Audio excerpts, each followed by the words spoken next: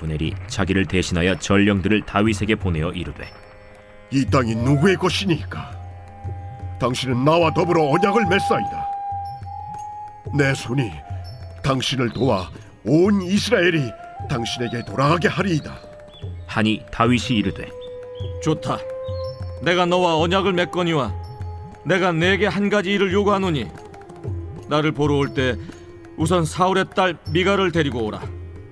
그리하지 아니하면 내 얼굴을 보지 못하리라 하고 다윗이 사울의 아들 이스보셋에게 전령들을 보내 이르되 내 처 미갈을 내게로 돌리라. 그는 내가 전에 블레셋 사람의 포피 100개로 나와 정언한 자니라. 하니 이스보셋이 사람을 보내 그의 남편 라이스의 아들 발디엘에게서 그를 빼앗아오매 그의 남편이 그와 함께 오되 울며 바후림까지 따라왔더니 아브넬이 그에게 돌아가라. 함에 돌아가니라. 아브넬이 이스라엘 장로들에게 말하여 이르되 너희가 여러 번 다윗을 너희의 임금으로 세우기를 구하였으니 이제 그대로 하라.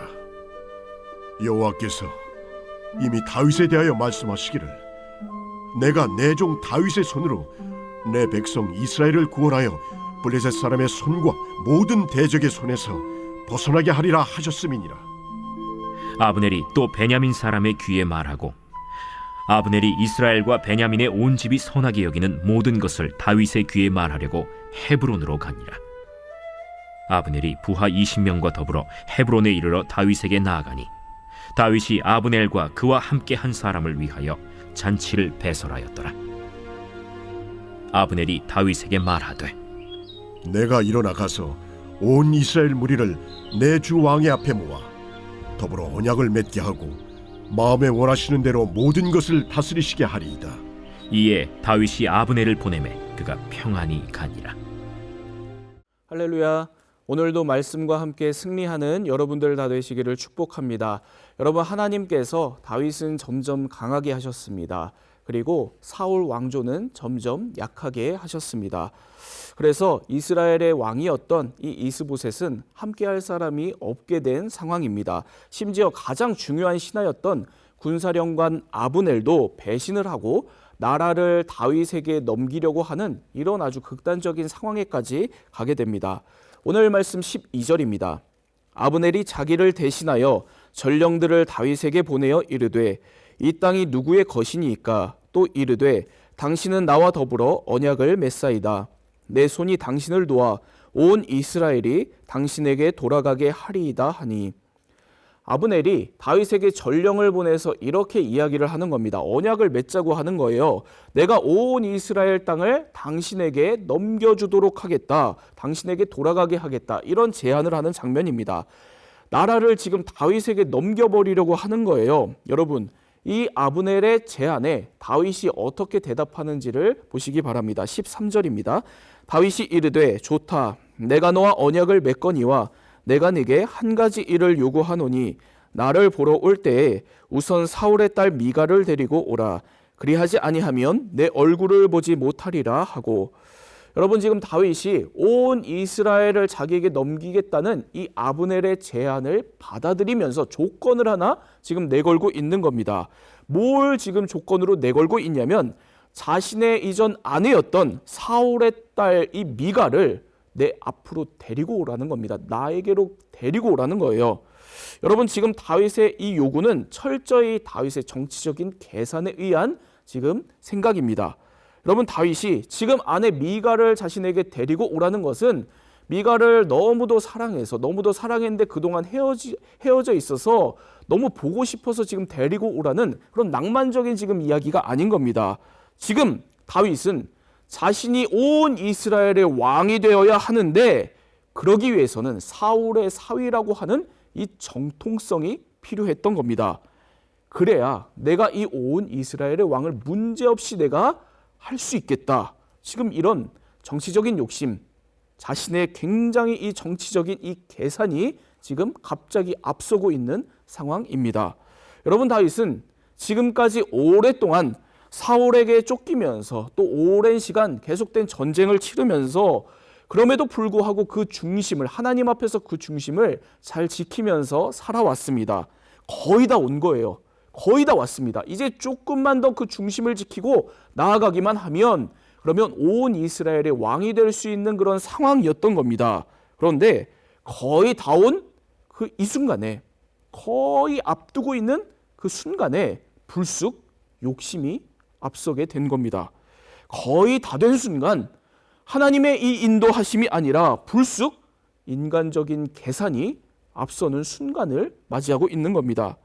여러분, 오늘 이 다윗의 모습을 통해서 오늘도 내가 내 삶의 현장 가운데 내 중심을 지키면서 살아가는 것이 얼마나 중요한가 돌아보는 여러분들 다 되시기를 바랍니다. 특별히 내 모든 문제, 오늘도 내게 주어진 이 상황 속에서 끝까지 내가 놓치지 않고 하나님 안에서 내 중심을 바르게 지키면서 중심을 꼭 붙들면서 살아가는 여러분들 다 되시기를 바랍니다. 끝까지 흔들리지 않는 여러분들 다 되시기를 바랍니다. 그래서 나의 욕심과 나의 계획이 아니라 오늘도 하나님의 뜻과 하나님의 인도하심대로 그 계획대로 살아가는 믿음의 사람들 다 되시기를 축복합니다. 여러분, 미가를 데리고 오라는 이 다윗의 제안에 아브넬은 멀쩡하게 다른 남편과 지금 살고 있었던 미가를 생이별을 시키고 데리고 옵니다. 그 가족이 그냥 눈물 흘리면서 생이별하게 된 거예요.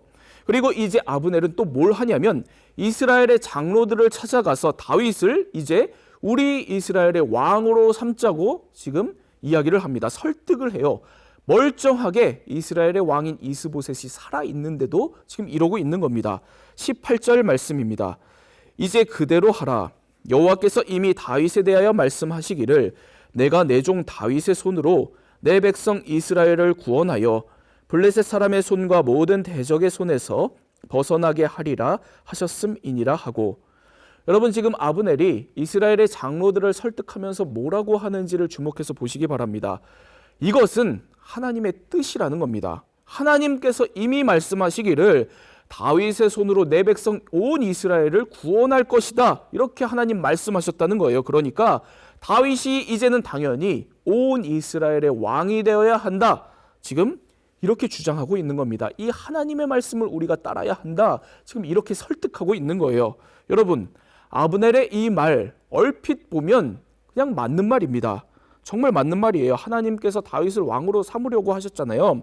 그리고 다윗을 통해 이스라엘을 구원하려고 하셨습니다. 다 맞는 말입니다. 그런데 이 맞는 말을 내 욕망을 위해서 지금 이용하고 있는 겁니다. 여러분, 우리들 맞는 말도 얼마든지 우리들이 나의 욕망을 위해서 이용할 수 있습니다. 하나님의 뜻도 하나님의 말씀도 얼마든지 우리들이 내 욕망을 위해서 이용할 수 있습니다. 지금 아브넬은 바로 이렇게 이용하고 있는 겁니다. 하나님의 말씀을 내 욕망을 위해서 이용하고 누가 봐도 맞는 말도 내 욕망을 위해서 이용하고 있는 상황인 겁니다. 여러분, 결국에는 아브넬과 다윗의 이 계획은 실패합니다. 하나님께서는 이들의 욕심, 이들의 인간적인 계획을 통해서 하나님의 일을 이루어 가시지 않습니다. 하나님은 하나님의 일을 오직 하나님의 계획대로 하나님의 시간표에 의해서 이루어 가십니다. 다윗은 그때 온 이스라엘의 왕으로 등극하게 됩니다. 여러분, 오늘 우리들도 내 욕망과 내 계획을 위해서 좋은 말들을 얼마든지 이용할 때가 있습니다. 맞는 말들을 우리들이 얼마든지 이용할 때가 있습니다. 그리고 경우에 따라서는 내 욕망, 내 계획을 위해서 하나님을 이용하고 하나님의 뜻, 하나님의 말씀도 얼마든지 우리들이 이용할 때가 있습니다. 그런데 그 모든 것들, 누가 봐도 문제없는 그 모든 행동들과 그 모든 말들, 우리 하나님께서는 다 아십니다.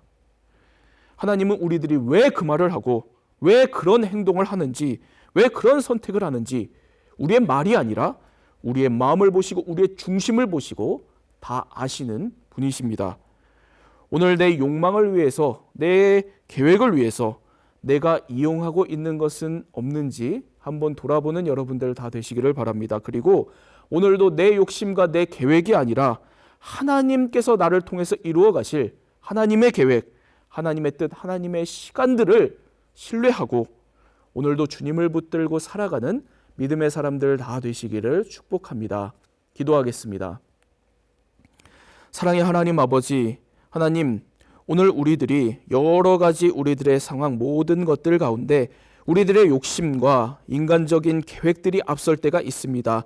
특별히 우리들 많은 순간들 가운데 우리가 그렇게도 하나님의 뜻 붙들고 나아가던 그 모든 것들 어느 순간 자칫해서 흔들리고 우리의 인간적인 욕심과 계획을 앞세울 때가 있습니다. 하나님, 이런 우리들을 주님께서 다스려 주옵소서. 하나님께서 이런 우리들을 붙들어 주셔서 우리들이 매 순간 늘 모든 우리 삶의 순간마다 오직 주님의 뜻을 쫓게 하시고 하나님의 인도하심, 하나님의 계획으로 살아가는 그러한 믿음의 사람들이 될 수 있도록 오늘도 함께하여 주옵소서. 하나님, 우리들이 때로는 우리들의 욕망을 위해서, 나의 계획을 위해서 하나님의 뜻, 하나님의 말씀을 이용할 때가 있습니다. 또 맞는 말, 좋은 말도 얼마든지 우리들이 이용할 때가 있습니다. 하나님, 이런 우리들의 입술을 다스려 주시고 우리들의 행동, 우리들의 선택들을 다스려 주옵소서. 그리하여서 오늘도 내 욕심과 내 계획이 아니라 하나님의 뜻과 하나님의 계획이 온전히 이루어지는 그런 믿음의 삶 다 될 수 있도록 오늘도 우리와 함께하여 주옵소서. 예수 그리스도의 이름으로 기도합니다. 아멘.